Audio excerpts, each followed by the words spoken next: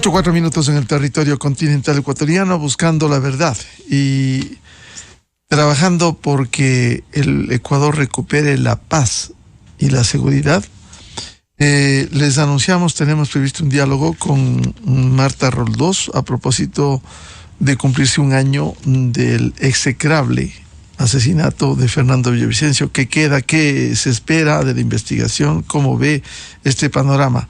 Antes de este contacto, quisiera dar lectura a lo que en Diario Expreso, página de opinión, página 9, este domingo decía Martín Pallares a propósito de lo que estamos viviendo con estos desacatos, con estas acciones, como ocurre con el Consejo de Participación Ciudadana y su presidente Allen Berbera.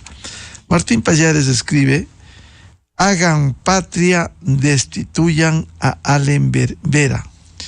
Y dice su texto: Allen Berbera es un peligro para el país y dejarlo en el cargo sería como cometer un delito de alta traición a la patria. Esto no es una exageración, ni una metáfora, ni un chiste. Para comenzar, lo conceptual. Vera ha demostrado que llegó a la presidencia del Consejo de Participación con una sola encomienda: hacer lo que sea posible, legal o ilegalmente, para que regrese al Ecuador y se instale para siempre el proyecto autoritario, caudillista y antidemocrático de la Revolución Ciudadana. Eso ya es distorsionar al organismo que dirige, aún más de lo distorsionado que es su origen. Bien, continuaremos leyendo más adelante este artículo de Martín Pallares. Quiero saludar a Marta Roldós y para hablar, se ha cumplido un mes del execrable asesinato de Fernando Villavicencio. Un mes después, ¿cuál es la expectativa? ¿Qué se debe esperar de la investigación? Que, por cierto, va a demorar. Ha habido nuevas detenciones la semana anterior, pero lo importante será llegar a los autores intelectuales, más allá de los materiales que se entiende están detenidos, hay nuevas aprehensiones. ¿Qué es lo que debe esperarse para que no quede un caso más en impunidad? Marta, buen día. Buenos días. Bueno, yo creo que tiene que esperarse una investigación absolutamente prolija. ¿Y qué quiero decir con prolija? Veía por ahí a algunos, sobre todo a los correístas, que decían que queremos los resultados ya, casi que quieren que se cierre la investigación ya. Digo, ¿por qué tanta prisa? Le diría, mis hermanos y yo somos víctimas de una investigación que se realizó al apuro cuando la JIA cerró la investigación, la Junta de Investigación de Accidentes, la investigación de la caída del avión donde iban nuestros padres en una semana, ¿no? Las investigaciones aceleradas, con resultados, a veces pueden tener simplemente resultados sacados de la manga, que te dejan luego décadas de preguntas sin respuestas. No, yo no quiero eso. Yo quiero que vayan no solamente tras los responsables materiales, sino tras los responsables intelectuales de este vil asesinato. No sé, la prisa de otros que quieren simplemente que los exculpen o buscar cómo cierran capítulos antes de la segunda vuelta probablemente. Entonces, para nosotros es un tema muy serio, que tiene que tratarse de manera seria, que tiene que tratarse de forma exhaustiva, que esperamos también que la cooperación con el FBI dé más luces a este vil asesinato, y eso es lo que exigimos, para que las respuestas posteriormente sean claras, para que no dejen interrogantes. En ese sentido, ¿cuál es la expectativa que hay a fin de que se esclarezca y que no quede como otros casos, no solo en la investigación, la determinación de los autores materiales, sino de los intelectuales, que es lo que el país quisiera conocer, Marta? Bueno, básicamente que se siga la pista que han dejado los mismos asesinos. Los asesinos tienen sus celulares, los celulares de los asesinos están siendo explotados. Eso ha generado otras detenciones de otra gente vinculada, me parece, con la parte operativa del asesinato, pero eso tiene que llevar posteriormente a los autores intelectuales. La otra expectativa también por parte de la Fiscalía es que se continúen también con las investigaciones de las últimas denuncias presentadas por Fernando Villavicencio, ¿no? Fernando siempre mencionó quienes lo amenazaban y también mencionaba que probablemente si algo pasaba con él, esto estaría vinculado precisamente al trabajo de denuncia que él hacía. Consecuentemente, ese gran legado que dejó de investigación de actos de corrupción, para que no se apaguen y no queden solo en la investigación por el hecho ocurrido, simplemente cómo debieran causarse. Bueno, yo creo que hay un reto también para quienes hacemos periodismo de investigación y periodismo general de rescatar. Este es un tiempo que nos toca rescatar las investigaciones de Fernando. Fernando fue uno de los periodistas de investigación más prolíficos del país. Tiene cientos de investigaciones, de denuncias. Y resulta que es muy pertinente, no es muy pertinente recordarlo, ¿no? Yo recordaba, por ejemplo, lo que decía el otro día que se hablaba del señor Falcón y Puig para la Contraloría, lo que decía Fernando sobre Falcón y Puig. Justamente el día viernes se saca de la Roca, se lo devuelve a la penitenciaría del Litoral, donde es su reino, a Fito. Y yo recordaba justamente, y lo puse en redes sociales, las declaraciones de Fernando con otras personas que también lo recordaron, porque no soy la única, por suerte vemos mucha gente que estamos recuperando sus palabras, lo que decía Fernando precisamente sobre el juez Poma, al que pidió que se investigue. Yo creo que también recuperando una de las propuestas de Fernando que podría empezarse a implementar desde ahora, que la UAFE deje de ser una oficinita en la presidencia. Creo que la UAFE debería investigar al juez Poma, porque ya son demasiados, aparte de lo que debería ser el Consejo de la Judicatura, que ha dejado mucho que desear al Ecuador, al país. Pero debería investigarse a un juez cuyos fallos siempre están alineados con la voluntad de los demandantes inculpados por narcotráfico, ¿no? ¿Y esto cómo incide en este proceso para esclarecer el asesinato, Marta? Bueno, yo creo que todas las cosas tienen una incidencia. Creo que la Fiscalía está haciendo su trabajo, espero que el FBI esté colaborando, pero creo que los periodistas tenemos que hacer también el nuestro, que es de recuperar un gran legado de investigación, y eso ya algunos, sobre todo gente que hemos colaborado con Fernando, porque Fernando además fue un periodista, como usted sabe, muy generoso, era un individuo que no se sentaba sobre la información, no era, como dicen los chicos a veces, come solito, por lo menos cuando era chica, no era come solito, él compartía la información con los otros periodistas, con los otros medios, explicaba cuando había que explicar detalles, dado que él era un periodista especializado también en ciertas materias, como las petroleras y algunos temas de contratación pública, etcétera, etcétera. Y entonces creo que ahora es nuestro reto de estar recogiendo todos esos hilos de las últimas investigaciones. Eso es por lo menos lo que pensamos hacer nosotros, ¿no? ¿Qué trabajó en la Comisión de Fiscalización al final? ¿Qué temas quedaron pendientes porque fue bloqueado su trabajo por otros asambleístas de intereses? Todo eso creo que es parte del trabajo que queremos hacer y que estamos ya haciendo, y que creo que también por eso nos vuelve incómodos y nos vuelve a muchos también el blanco de las amenazas y de las infamias de la misma gente que denigraba, amenazaba a Fernando. Ahora, esas investigaciones, algunas que incluso Fernando lo anunció aquí en la revista de Opinión y Democracia, tenía previsto hacer en ese debate en el que no dejaron participar ni a Cristian Zurita, ni a Andrea Paredes, ni a Andrea González. Simplemente esto truncó incluso lo que se pudo haber dicho en ese debate. Yo creo que el asesinato de Fernando tuvo un timing preciso. Fue la voluntad de callarlo. Y creo que parte de esa conspiración del silencio fue no permitir que Cristian o Andrea participen en el debate.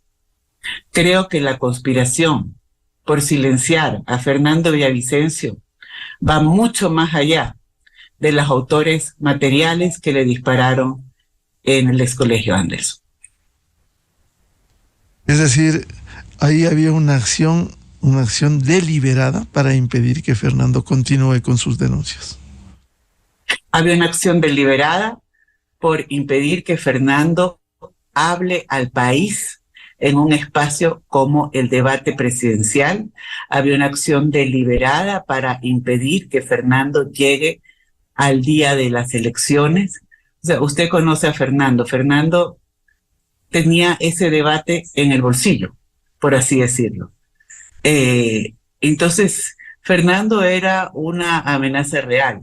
Y no solamente hay que pensar en las investigaciones de Fernando que ponían a temblar a muchos, hay que pensar en las propuestas de Fernando que ponían a temblar a muchos, la militarización de los puertos para evitar que sigan siendo la puerta de salida de las drogas, la investigación con una UAFE, digamos, repotenciada de los fondos ilícitos que pudiera haber en manos de jueces, fiscales y políticos.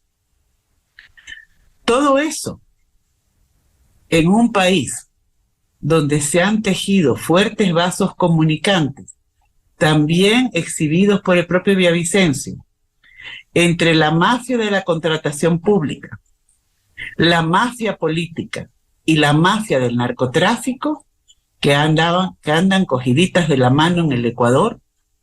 Todo eso ponía a temblar a muchos intereses. Y aquí estamos hablando de cientos de millones de dólares.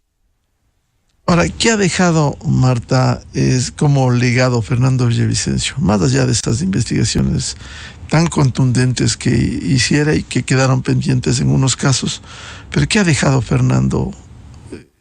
Bueno, yo creo que ha dejado un legado de pasión por el Ecuador, un legado de pasión por el país y un legado de profunda valentía. Creo que ha dejado varios legados, ha dejado legados ya desde su ámbito político, ha dejado un legado humano increíble que son sus hijas, ha dejado también un legado periodístico, que es ese legado de rigurosidad, de valentía y también de enorme generosidad de compartir la información.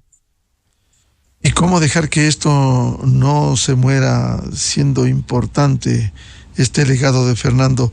Él decía, y lo repitió hasta sus últimos días, o triunfa la mafia o se recupera la democracia y el país. Daría la impresión que al menos con el hecho ocurrido, la mafia o estos sectores actuaron contra su vida. Yo creo que esto es un hito, lo que pasó con Fernando es un hito en la lucha por la democracia, por recuperar la democracia en el país, y es un hito en la lucha contra las mafias. Fernando estaba dando una pelea no por la presidencia de la República. Fernando estaba dando una pelea por recuperar el Ecuador contra las mafias políticas, las mafias del narco y de la contratación pública. Y creo que las mafias pretendieron anotarse un triunfo con el asesinato de Fernando. No podemos dejar que sea un triunfo definitivo. Tenemos que seguir enfrentándolo con valor y con trabajo, como lo hacía él. Y todo este legado no se trunca cuando fue precisamente Fernando Villavicencio el que asumió estas investigaciones y los presentó ante el país. Fernando no trabajaba solo, esa era una de las maravillas de Fernando. Fernando trabajaba con gente además que era cercana, y trabajábamos con él hombro a hombro, en diferentes ámbitos, en el político, en el periodístico. Entonces nos toca, a quienes estamos hermanados en esa lucha con él, seguir dándola. Y recuerda de lo que conoce Marta Roldós, cuántas investigaciones y de qué venía realizando Fernando, más allá de los anuncios que hiciera, que incluso iba a presentar en el debate presidencial. Bueno, mire, Fernando tiene creo que más de 270 investigaciones, muchas de esas ya judicializadas, pero lo último que él tenía, la última que él presentó fue, y que yo le pido a toda la prensa que sigamos atentos a eso, Fernando estaba detrás del tema de la denuncia que puso de Schlumberger por el daño causado ya al país, una responsabilidad que obviamente es de Rafael Correa y de Jorge Glass. Fernando estaba detrás del tema de los puertos. Fernando estaba detrás de las vinculaciones de la narcopolítica. Fernando, además, recordemos, estaba siendo perseguido por sus denuncias en estas relaciones entre precisamente políticos, gente metida en contratación pública y narcos, como fue el caso de la famosa piscina de Miami. Fernando estaba siendo perseguido por el señor Ronnie Aliaga judicialmente, igual que por el señor Jordán, no nos olvidemos. Entonces, las denuncias de Fernando, todas esas denuncias, hay muchísimas previas también que tienen que ver con todo el tema petrolero, Refinería del Pacífico, Coca-Cola Sinclair. Hay muchas cosas que están todavía andando, ¿no? El tema de la comercialización petrolera, el tema de los créditos, de las facilidades petroleras con China y de todos los proyectos donde hubo resultados poco favorables al país vinculados a las inversiones chinas. Creo que si me pongo a hacer la lista no vamos a terminar nunca. Bueno, y a propósito, el propio Fernando aquí en la revista de Opinión Democracia denunció en momentos complejos y señaló claramente a asambleístas de la Revolución Ciudadana que lo amenazaron en el recinto legislativo y él responsabilizaba. Hay para registro histórico audios de Fernando que dan cuenta de estas amenazas que lo hicieron a él en la Asamblea Nacional. No, definitivamente hay además una denuncia en Fiscalía puesta precisamente hasta en el mes de abril por un intento de sicariato que involucra a varios asambleístas también de esta formación política de la Revolución Ciudadana y uno del PCC. Y creo que allí es donde además nace nuestra indignación cuando vemos que una agrupación política dice que ellos son las víctimas del asesinato de Fernando Villavicencio. Hay que tener muy poca sangre en la cara para dar declaraciones de ese tipo. Hay que tener muy poca vergüenza para querer ponerse a la par de las hijas de Fernando, de Amanda, de Tamia o de su esposa y querer ser parte de la investigación en Fiscalía. Hay que tener muy poca vergüenza o muchas ganas de correr cortinas de humo y generar discursos alternativos y falsos. Ahora, sobre el hecho execrable, cree Marta, ya un mes después, que hubo también descuido en la cobertura de seguridad para llegar a este asesinato planificado contra Fernando Villavicencio.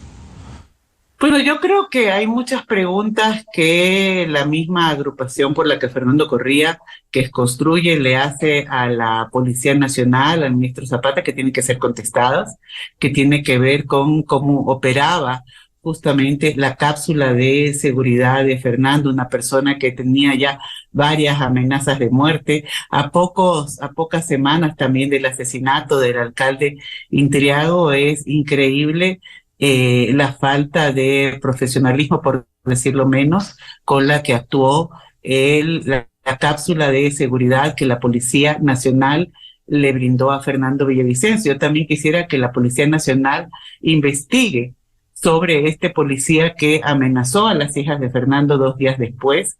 Tienen que dar respuestas sobre este tipo de cosas. Esto no puede seguir sucediendo. Tienen que garantizar la seguridad de los ecuatorianos y tienen que también, como decía Cristian Zurita, hacer un acto de sinceramiento, un mea culpa, porque además 2 de las personas estas que fueron sicarios, que habían sido detenidos previamente, había hasta un expediente sobre que ellos estaban involucrados en algún tipo de atentado contra Fernando y eso no se dio seguimiento. Entonces, habiendo tenido las alertas, la policía tiene que reflexionar sobre sí misma, y sobre sus errores. O sea, yo creo que eso no va en desmedro de digamos, de las fuerzas policiales. Es favorable a ellos, es favorable a veces hacer una autocrítica y ver dónde han cometido errores, dónde estuvieron las falencias y por qué se dieron. Claro, evidentemente esclarecer los hechos, incluso, Marta, aquí ha habido investigaciones. Una de ellas voy a citar la de Plan B de Juan Carlos Calderón, en donde minuto a minuto relata lo que sucedió en ese hecho hace más de un mes. Aquí debiera haber no solo el reconocimiento en el caso de la institución policial, sino de la justicia, porque la justicia también a estos personajes que los detienen con antecedentes penales, simplemente en poco tiempo, días, semanas, han salido a seguir reincidiendo, y eso es lo que en las primeras investigaciones se ha señalado. Sí, bueno, esa era una de las propuestas de Fernando, justamente en la investigación de los jueces. Fernando decía que el 98% de los jueces habían salido de la matriz del señor Yalc. Entonces, ¿qué podemos esperar con una justicia que no se ha podido descorreizar? Ahí tenemos los resultados de una justicia que no se ha podido terminar de descorreizar. Bueno, ni siquiera se ha iniciado realmente a descorreizar. Tenemos esas puertas giratorias que favorecen a narcos y a delincuentes de cuello blanco. Bien, un gusto dialogar con Marta Roldós. Ahora, finalmente, ¿qué espera usted de toda esta investigación? Que no se muera con el tiempo, que se llegue a los autores materiales y que continúe en la tarea de investigación, ese legado que dejara Fernando Villavicencio. Yo creo que ha habido un trabajo bastante eficaz de lo que estoy viendo en llegar a los autores materiales. Creo que el reto es llegar a los autores intelectuales. Eso es lo que estamos esperando y exigiendo, pero también que queremos que la investigación no sea acelerada por intereses de nadie, sino que se concluya con verdades. No queremos nuevamente, y lo digo nuevamente por la experiencia dolorosa que tuvimos con mis hermanos, no queremos investigaciones que se cierran una semana con conclusiones apuradas para luego tener 40 años de preguntas. Eso es grave, esa es la rémora que tiene la justicia ecuatoriana. A Marta Roldós, como siempre, muchas gracias por atender a la revista de Opinión Democracia. Le saludo respetuosamente. Muchísimas gracias. Muy amable. Enseguida, en la revista de Opinión Democracia. 8:27 minutos en el territorio continental ecuatoriano, buscando la verdad. Vamos a una pausa publicitaria y luego tenemos previsto un diálogo con el secretario de Seguridad del Estado, general Wagner Bravo, para hablar sobre las tareas que cumple el gobierno en este sentido. Desde 1984 con Gonzalo Rosero. La revista de Opinión Democracia. Siempre líderes, siempre confiables.